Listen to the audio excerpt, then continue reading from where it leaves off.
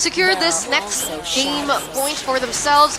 We're looking at the drafts now presented by the official tournament smartphone Samsung Galaxy S25 series. Okay, the bans and picks are coming in fast, and it's important to note that ONIC and RRQ have actually opted to swap sides, so neither are on their preferred side, I believe.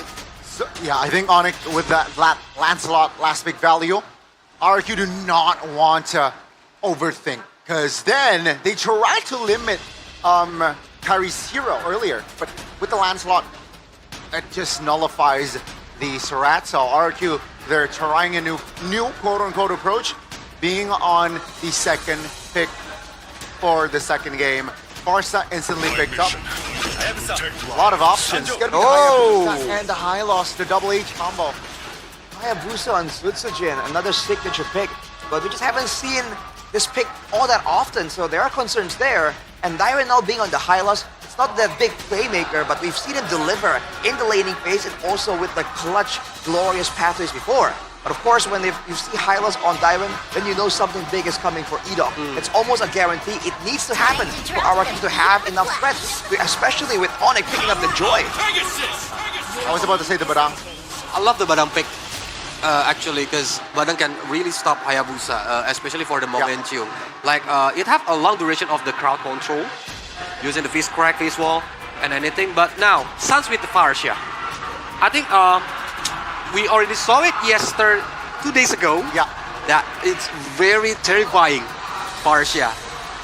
Now, what is the answer from RRQ? Are they gonna like facing against Farsia using the high ground, another high ground give, or they wants to play with Kimi? Selena is a potential pick as well, right? But they will prio the Harith first. So now, ONIC, they can try to limit the mages in that second phase. All right, what are we looking at here? Yves, Ben, I feel like Selena Valentina? Selena. I think Valentina is also an option. Valentina is a dangerous hero picked by RRQ right now, but they prefer to respect Edok's Tigreal because the momentum from Edok's Tigreal, we already seen it, that it makes comeback against on the final upper bracket against ONIC, right? Yes, sir. Four heroes implosion. Exactly, and that's with them already ready for it anyways. So it definitely is a special kind of Tigreal. The question is though, again with the Joy there, suppression becomes very valuable. So our ONIC want to still respect the Franco even along with that. And if that happens, is Edok going to go back on the Ruby? Or is there another different alternative that Post Ketsu is going to get for him? We didn't see Zhao Head, right, on this playoff. No, I don't think we have. Yep. Because Zhao Head, I think, still had the opportunity if they want to like conquer the early game. Yeah.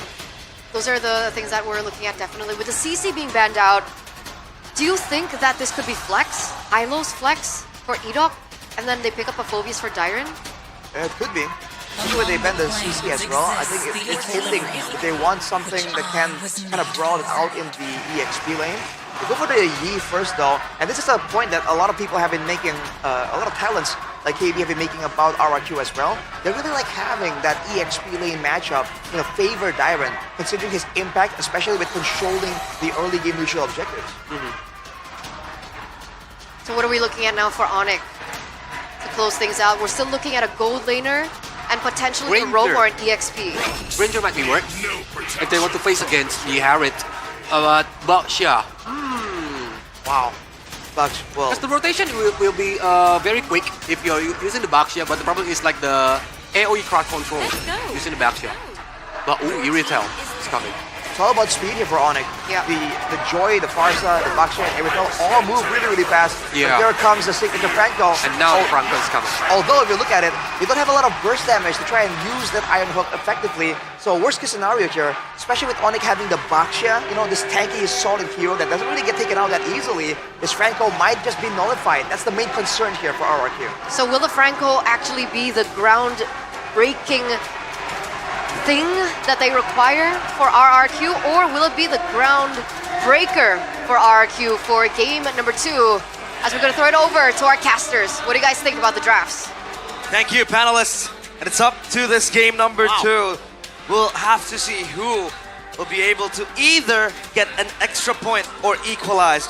the thoughts about the draft, we were kind of mauling in that drafting phase, Mirko. Unorthodox drafts for both of them here, I would say, right? Not the usual ONIC, not the usual RRQ even, but one thing stays constant. You gotta put playmaker heroes on Edok. That is inevitable. And now we go back to the land of Dawn to witness game number 2 of this grand finals best of 7 again.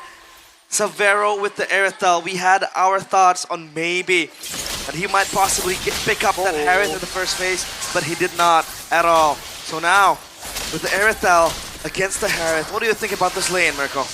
I think it's a non-lane. For the most part, both of them will just be looking to survive in lane, waiting for their item power spikes. I really wonder why they didn't decide to go for the 1-1 here for ONIC. I guess because they saw the Eve. Keyboy now walks up again, spinning Edok down for a bit. It's a bit of a poke. Rin's actually winning it out. Keyboy could flicker out. Could have been bad. Yeah, he had to flicker away. And Edok again with the early pressure alongside the Franco. Yep. And it's up to their rotations, right? Edok alongside RRQ. That trio mid will have to be able to just enable themselves. I mean, with the Hayabusa in the hands of Tsutsujin, you would expect him to want to snowball early on, especially up against what could be a late game comp as well from ONIC. The Aerithel carries that. Ooh. I mean, the Farsa even. And that first pick, Farsa, it's like they want to play through Sans' strong hero. Good take, Kai. Walking up knows there's no iron. Hook will flicker around already. Now Shield Unity, electrifying beats, and Sans claims first blood. RRQ on the back foot early on. Watch Shadow not landing. So Tsujin looking for a play, but no. ONIC doesn't want to entertain that idea. But it's up to RRQ. Want to stabilize the lead. Severo up top, just meddling things alongside Toy. When we talked about, Severo with the Harith, it is a very strong pick for him. And then on Toy though, it feels like he's stepping out of his comfort zone because what we saw the past few days was Toy only playing with the Granger, playing with the 1-1. And in the previous game, he wasn't able to deliver as well. This game though with the Harith, it might be different. ONIC dips on the turtle. Dyron close by as well. Sans with the wings by wings might look for an angle, but Edok is there to screen for him. Ooh, feather airstrike with a solo perhaps on Edok. Good dodges. One last shot is all he needs. Going in for it. Edok has the bloody hunt, gets taken down. Ludwig. Shield Unity forcing a quad shadow defensively. Walks back in, revitalize, and the RWM on him. Oh, Ludwig has to go back low on HP. He's gone, and it's up to Dyron to follow up, but Kyrie gets the turtle. Keyboy just taking a few shots now. Free turtle for ONIC. And it's because of the crazy aggression Severo up top against the Harith. Never mind, not a non-lane when Severo's on the Aerithel. I want to get my opinion out there in the air. I mean, Aerithel against the Harith, would expect the Harith to have much more survivability, right? The shielding and all that. The poke as well. But again, Aerithel is a kind of a mobile hero with the crossbow, with a heavy crossbow and the burst damage from it as well. But as of now, it's ONIC with a 2-kill lead. Not much of a gold lead mounted just yet, but RRQ know they have to rely on pickoffs. But is the burst damage enough, right? I mean, you have that hook, Dyron, Doors Pathway, flickered out. Good flicker out, but the airstrike coming down now with the pin down with the piss crack as well. Edok unable to get the bloody hunt, and Thompson Jin with the shadow kill. Kyrie with electrifying beast still in the midst of it all. Dyron, the horse is all alone, isolated from the rest of the kingdom. Severo was riding to the night. He thought that maybe his powers would be needed, but ONIC says no. Without you, we are able to get the kills.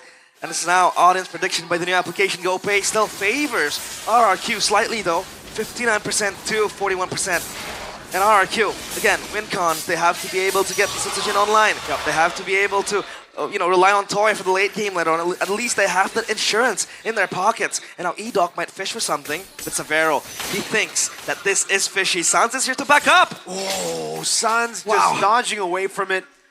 Edok definitely had an advantage there. I don't think ONIC were aware of Edok's whereabouts, but still, a bit too clean. They're always just jittering, like in the moves, right? Usually you walk, it's a bit straightforward, but they know there's a Franco. They know he could be anywhere on the map, so they would always just sidestep a bit, you know? At least it keeps them on the feet, right? With Kyrie now, the Starlium site completed. Done and dusted. Norris pathway open. Another miss hook, but now it's up to Sans. No flicker in. RWM locking him down in the backline. But Kyrie jumps into the electrifying beats over the Rins. No bloody hunt from Edok. He's waiting. And I think it cost him the fight.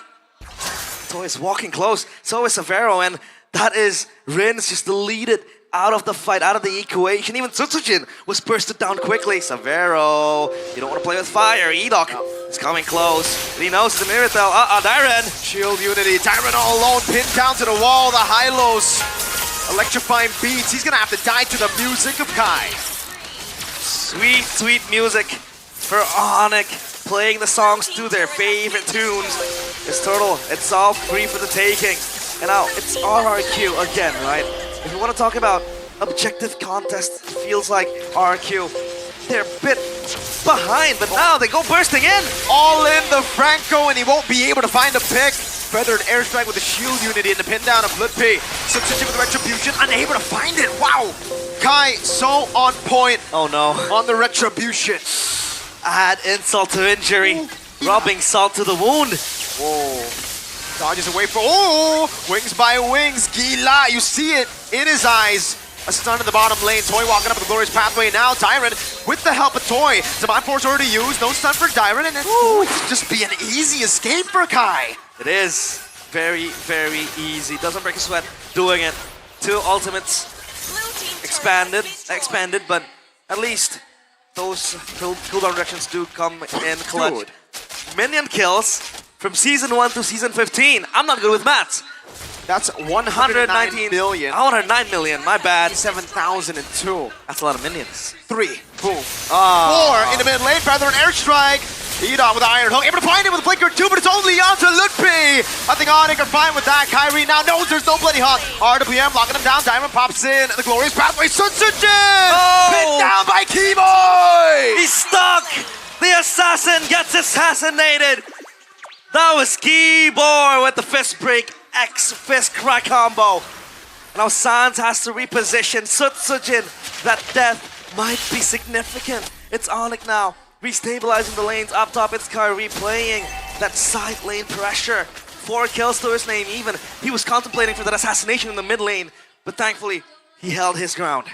So tough. Oh! Hook landing, but there's no bloody hunt this time around. Keyboy flickering out the safe. These are my force already used up by Toy. Oh, Keyboy? Punch to the face. Glorious pathway. Sutsujin back away. Now it's going to kill over. And it will be Keyboy taken down. No flicker as well. Edok. Ooh, Ludpi actually pops the poisons there. They don't have to fight it. I mean, yeah, sure. Keyboy got hooked. He might die, but that's a roamer only.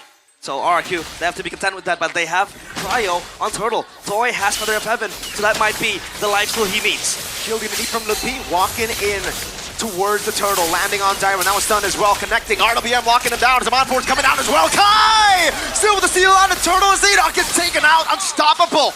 Mr. Consistent with the retribution. It was the purple buff steal, and now it's the Turtle connecting on towards himself. Side lanes again activated. Holy crystal for the joy. Looking for that burst damage to just go in, go out. That's it. Sutsujin. Alright, in-game equipment check. Winter Crown first item for Edok. That's going to be a massive ability as long as he's able to be the one aggressing. Unfortunately for Edok, he hasn't been able to really push the tempo with a Franco signature pick. And it's not really his fault. I'd say there's just too much CC. Say you flicker in and Bloody Hunt. You're going to get cancelled instantly without Winter Crown because Ludpi is right there. The stun as well from Sans. And there's a big boy, a big Malaysian boy who has iron fists. Badang is Malaysian? Yeah, it's a Malaysian hero, I thought it was Filipino. That's Lapu-Lapu. We'll have to check it. But yeah, it's up to ONIC to close this one out. It feels like that 3.8k gold lead might just accrue even further. Ludpi checking that bush, rolling in. Dyren under pressure. Trying to bait out that iron hook from Edok, but he knows better than to go for it. He knows Keyboy somewhere here lingering. Smelly, sniffing around that bush. Looking for Keyboy. Feather airstrike committed, but not continued. And it's now ONIC regrouping together. Side lanes though, pushing in favor of RRQ up top as well. ONIC, if they buy time here, that wave might just crash. But now, they want to focus on this mid lane. I think it's worth it for them. Dyren goes in on Keyboy. Punch in the face, shield unity. Now coming in, cancel with the Winter Crown with a Bloody Hunt. He's still able to find it. Sounds in the back line. No! Ludpi in the back. Kyrie with electrifying beats. Going to be using it over. Toys him on for Severo still free hitting. As Riz gets taken very low. Iron Hook with Feather Airstrike locks him down. Ludpi taken out by Riz. The flicker saves Rins. That was so close for him to dying. as he picks up his Divine Glaive, but Sans, an everlasting threat for RRQ's backline. This is the Farsa. You don't need to focus on the front line. Just can go for the backline, burst them all down, and then the front line gets neglected because there is not enough damage output. And now Kyrie with the Blood Wings, he knows he needs that defensive ability, that shielding that might help him to go for those assassinations. And the Lord Dance Keyboy with the conceal. Oh, Keyboy finds Toy out of all of them. The perfect target. He was almost able to find Sutsujin on that pin, and you can see him feeling it. The man in season 11 who said, "This is Keyboy." That is Keyboy. He's back like he's never left. And now ONIC, they want to advance even more. Shadow kill to clear the minion. A cannon one at that. So at least for now, ONIC, they have no choice but to go back. No waves being built. But the Lord up top might just charge in for them. Down bottom though, it's kind of equal. Now item check for both teams. Savero, 3 items to the GDS as well. So that might add more crit, that might add more burst damage because we haven't really seen Savero much in the action just yet. Mainly adding more mobility, right? When you ult with a heavy crossbow and then you sprint, that really is going to be a Ducati even without the skin. Super fast. RRQ won't be able to find the Bloody Hunt. That's the crucial choice for RRQ to go for in the draft. They wanted to play with the playmaking of Edok, but ONIC have found a way to shut him down, not just in the drafts, but in the game itself. Oh, Kai Bloody Hunted, but he doesn't care. 2v1, and he likes those odds. The god in the jungle, Kyrie. Kyrie Houdini keeps on doing it again and again. You've heard about him, you've seen him, and he is inevitable.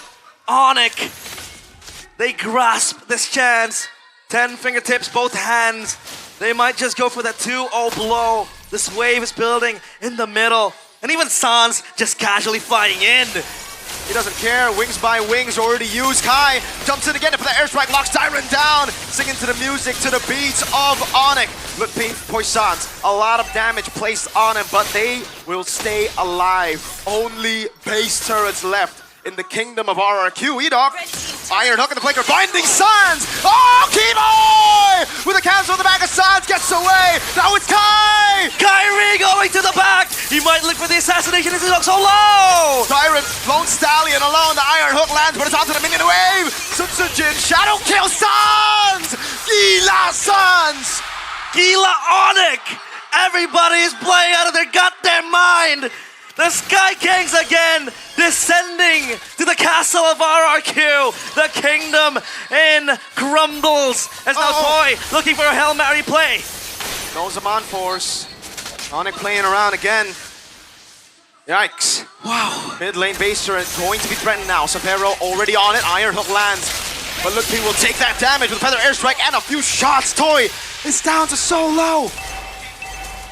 It feels like ONIC always has that answer, right? When Edok wants to play make with the hook, you get a blast from a red bird in the face. And then you have maybe Kyrie going in. And then you have the Keyboy, the Malaysian fighter, with that fist crack and everything.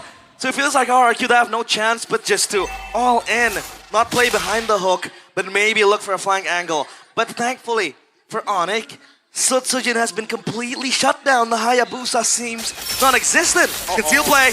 The horse can't even run. That's the only thing he's good at. Kai is legendary in game 2. He's unstoppable. And now they will get this Lord easily. Look at where Sutsujin is. He's looking to get scraps out of the rubbles of the fallen castle. Just trying to push the wave, get those minions, go out. But again, it's RRQ with uninvited guests on their castle. Shield Unity into the stun. Oh, good night, Edok. Kyrie in the back, stacking it up, jumping in, nice right beats. Over to the fountain, forcing the mercenary back. Feather airstrike now, Keyboy! Finding Toy! No chance. And RRQ, they crumble. But Rins gets the double kill. And they might just defend this entrance. But the crystal exposed. The Lord is here. Keyboy still looking for the play. Again, still having the Lord. Another pin down over to Sutsujin. Oh! Forcing him with a crown. Tyron all alone. Sans just recalling in the face of danger. Sky Kings again with the 1-2. Knocking out RRQ Hoshi. And they are on the pedestal now. Up 2 games. It's 2 more to be etched in immortality. And RRQ Hoshi, they look clueless. They were bending their knees in the face and the presence of the Sky Kings. For so long, what looks to be so long, the Sky Kings felt grounded. They were just